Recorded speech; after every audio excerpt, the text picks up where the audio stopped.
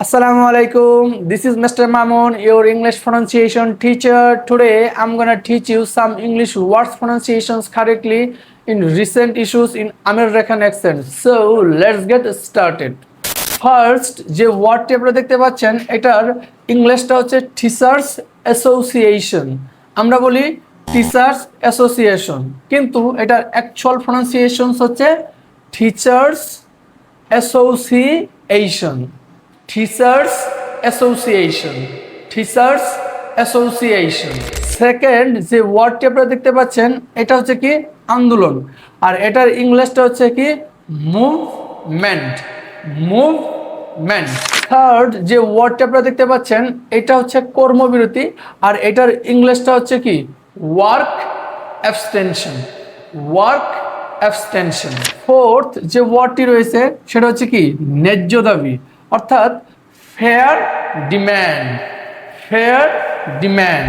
Fifth যে ওয়ার্ডটি আপনারা দেখতে পাচ্ছেন সেটা হচ্ছে ভাতা, আর এটার ইংলিশটা হচ্ছে অ্যালাউয়েন্স, অর্থাৎ অ্যালাউয়েন্স, অ্যালাউয়েন্স।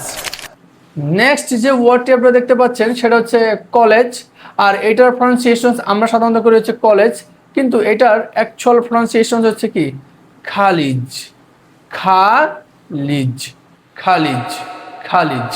এরপর যে ওয়ার্ডটি আপনারা দেখতে পাচ্ছেন সেটা হচ্ছে দাবি দেওয়া, আর এটার ইংলিশটা হচ্ছে ডিম্যান্ডস, ডিম্যান্ডস। নেক্সট ওয়ার্ডটি আগের ওয়ার্ডের সাথে সম্পৃক্ত, অর্থাৎ আগেরটা ছিল হচ্ছে দাবি দেওয়া, আর এটা হচ্ছে দাবি আদায়, আর এটার ইংলিশটা হচ্ছে ফুলফিলমেন্ট অফ ডিম্যান্ডস।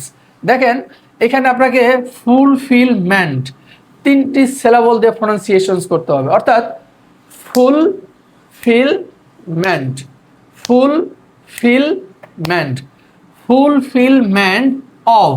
এখন দেখেন আমরা ও এফ এটাকে বলি হচ্ছে অফ, বাংলাদেশে এখানে সরয় তারপরে ফ চিন্তা করে, কিন্তু এটার প্রনাউন্সিয়েশন হচ্ছে অফ।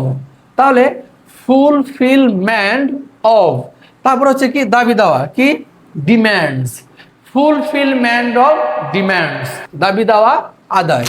এরপর যে ওয়ার্ডটি আপনারা দেখতে পাচ্ছেন সেটা হচ্ছে কি অবস্থান কর্মসূচি, তো এর ইংলিশটা হচ্ছে কি said in programme, said in programme.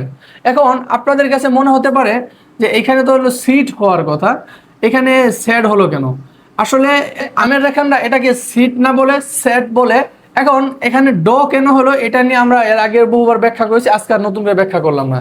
তাহলে অবস্থান কর্মসূচি এর ইংলিশটা হচ্ছে কি said in programme, said in programme.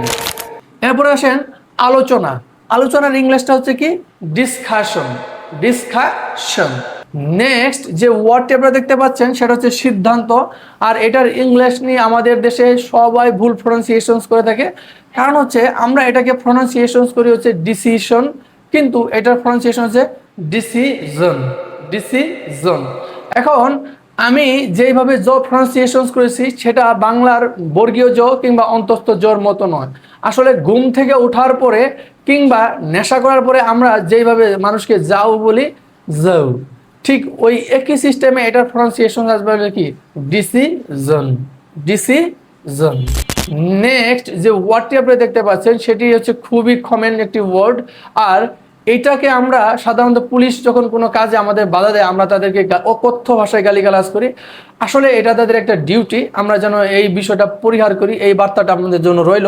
সেটা হচ্ছে কি দেখেন এখানে দেখেন পুলিশের বাধা, সেখানে হচ্ছে কি পুলিশের ইংলিশে হচ্ছে কি পলিস, পলিস।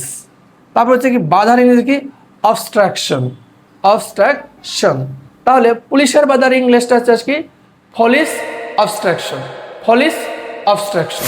ফাইনালি যে ওয়ার্ডটি আপনারা দেখতে পাচ্ছেন সেটা হচ্ছে কি সংবাদ সম্মেলন, অর্থাৎ আমরা যত কাজই করি না কেন একটা সংবাদ সম্মেলন না করলে এটা আসলে পূর্ণতা পায় না। আর এইটার ইংলিশটা হচ্ছে কি প্রেস কনফারেন্স, প্রেস কনফারেন্স। তো এই ছিল আজকের ভিডিও, আশা করি ভিডিওটি ভালো লেগেছে। ভিডিওটি ভালো লাগলে অবশ্যই লাইক কমেন্ট শেয়ার করবেন, আর আমার ফেসবুক ইউটিউব অ্যান্ড টিকটক আইডিটি অবশ্যই ফলো দিবেন, সেই আশা ব্যক্ত করে আজকের মতো শেষ করছি। আল্লাহ হাফেজ।